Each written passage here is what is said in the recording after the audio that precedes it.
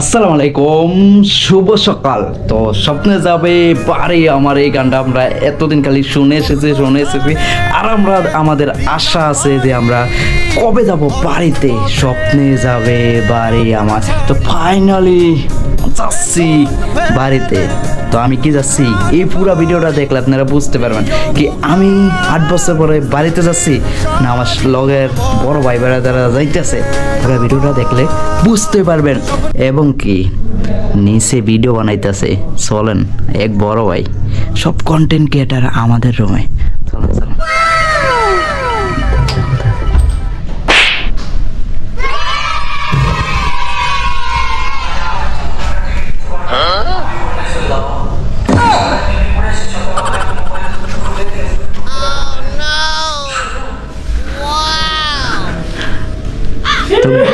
Guys দেখতে পেরেছেন, খালি ভিডিও বানায় এটা কি ভিডিও বানাই যান কেন ভিডিও বানায় গাইস। আমাদের দাবি মানতে হবে।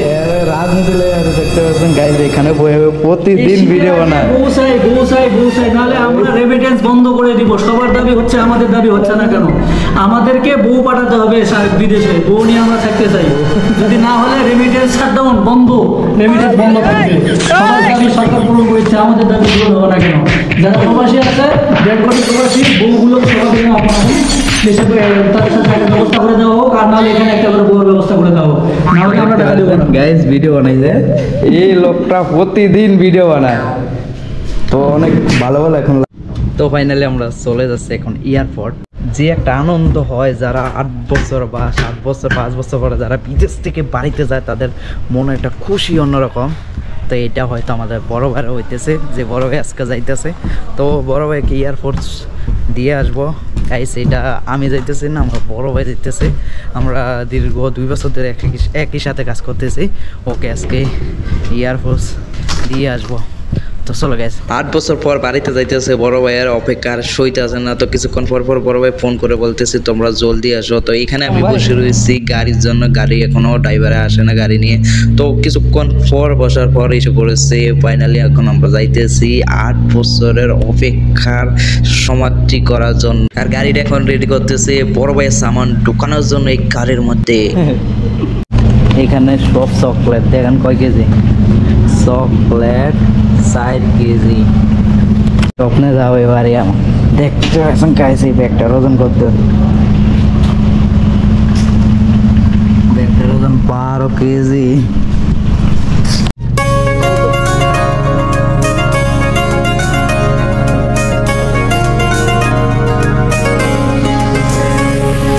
স্বপ্ন টানে দিলাম পাড়ি অচিন পথে আপন ছাড়ি।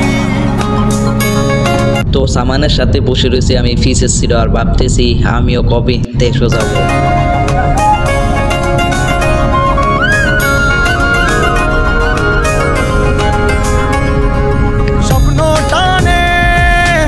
অল্প কিছুক্ষণ চলার পরে চাক্কাটা একটা প্রবলেম এসে পড়েছে। আমাদের লোকাল বন্ধু চেক করতেছে চাক্কাটা দিয়ে আমরা এয়ারপোর্ট যাইতে পারবো কিনা। তো জিজ্ঞেস করার পরে বলতেছে না চাক্কা ঠিক আছে, যাওয়া যাবে। কিছুক্ষণ পর আমার ঘুম এসে পড়েছে। তো এটা হয়েছে মালয়েশিয়ার রাস্তার কারণে। মালয়েশিয়ার রাস্তা এত সুন্দর, কোনো জাক্কনি নাই, এত ভালো রাস্তা, তার জন্য আমার কিছুক্ষণ পর খালি ঘুম এসে পড়ে। তো ঘুম থেকে ভেঙে দেখি ওরা টিকিট দেখতেছে, কয়টা বাজে টিকিট, এয়ারপোর্টের টিকিট, আর কোথায় থেকে উঠবে এই টিকিটটা ভালো মতন যাচাই করা নেওয়া উচিত। তো যারা মালয়েশিয়া থেকে বা যে কোনো দেশ থেকে বাড়িতে যাইতেছেন, টিকিটটা ভালো মতন যাচাই করে নেবেন। বড় ভাই আমার হাতে অনেকটি টাকা ধরে দিয়েছে, লাখ লাখ টাকার মালিক হয়ে গেছে এখন বড় ভাই আমাকে ধরে দেওয়ার পরে। আমাদের এখন গাড়ির মধ্যে খাবার লাগবে, তো এখন খাবার ঢুকাইতেছে গাড়ির মধ্যে। তো খাবার ঢুকানোর পরে স্বপ্নে যাবে বাড়ি আমার, এই গান শুনতেছি।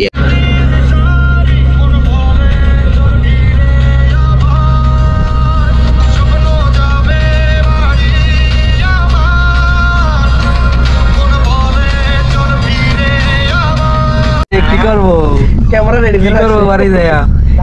তোমারে আগুই দিতে চাই না, ভিডিও করতে চাই, কইছো আমরা ছুটি দিব না, এলেকে ছুটি লইছে আমি জানি তো। বুঝতে পারছ না, তো আমি আইতেছি এয়ারপোর্ট।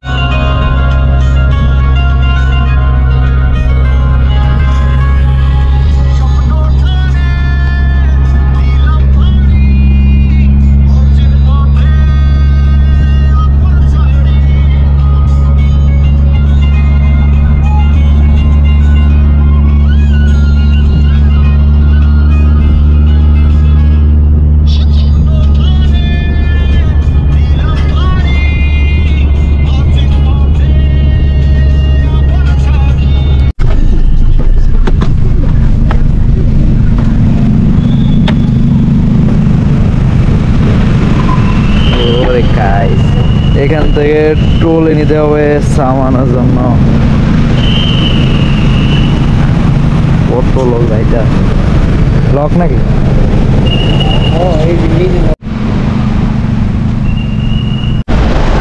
এত বড় এয়ারপোর্ট, যারা প্রথমবার মালয়েশিয়া থেকে বাংলাদেশে যাইতেছে ওদের অবস্থা অনেক খারাপ হয়ে যাবে। কোথায় যাবো কিছু জানে না, বা আইডিয়া নাই।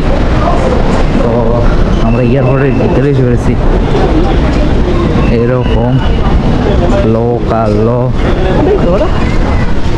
মালয়েশিয়ার এয়ারপোর্টটা অনেক সুন্দর, উপরে বলেন নিচে বলেন অনেক কিলিং আছে এবং অনেক লোকও আছে এখানে, কিন্তু চাম্পা বা কিলিং ছাড়া এমন কোনো জায়গা নাই। তো দেখ সবাই দেখতেছে উপরে মিটাল চাইতেছে, সবাই টিকেট বা কয়টা বাজে ওদের প্লাস সব কিছু ওরা দেখতেছে। তো এটা দেখে আমারও মনে ভাবনা আইতেছে যে আমিও কবে যাবো দেশও। বড় ভাই নিজের টলি নিজে ঠেলে নিতেছে, এটা দেখো আমার অনেক খারাপ লাগতেছে যে আমিও কবে আমার টলি আমি ঠেলে নিব এবং আমি কবে দেশও যাব। তো এখানে দেখতে পেরেছি অনেক লোক, বাংলাদেশি হইতে সব দেশের লোক আছে এখানে। তো সবাই যাইতেছে বিভিন্ন দেশও ঘোরার জন্য, নিজের দেশও যাইতেছে। এয়ারপোর্টে যদি স্বর্ণ দেয় সেটা আমি প্রথম দেখেছি। তো একটু মজা নিলাম স্বর্ণওয়ালার সাথে। দেখুন দেন না, কত করে দেন, কত করে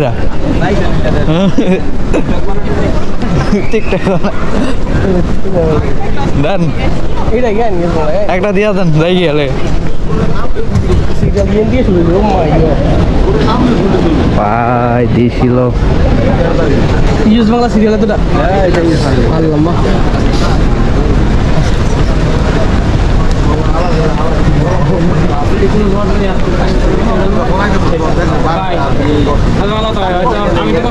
দেশের অভিজ্ঞতা বলেন। 8 বছর পরে যাইতে হবে, 8 বছর ভালোই লাগতেছে। যাই দেখি কি অবস্থা, দেশের পরিস্থিতি কি, দেশের অর্থনীতির অবস্থা, যে করুণ কাহিনী, তারপরও ভালোই লাগতেছে। দেখা যাক কি হয় ইনশাল্লাহ। কিছুক্ষণ যাওয়ার পরে বড় ভাই বলতেছে তুমি এখন চলে যাও, আর এখানে তো ভিতরে ঢোকার কোনো সিস্টেমও নাই, তো তুমি যে ভিতরে ঢুকবা তো এখান থেকে আমি একলা সব কিছু করতে পারবো। তো বড় ভাই কথা বলার পর আমি এখন চলে যাচ্ছি রুমে। কিন্তু বড় ভাইয়ের সাথে 2 বছর লাস্ট 2 বছর কাজ করেছি, এখন বড় ভাই চলে যেতেছে আমাদেরকে ছেড়ে 2 মাসের জন্য। তো অনেক খারাপ লাগতেছে। স্বপ্ন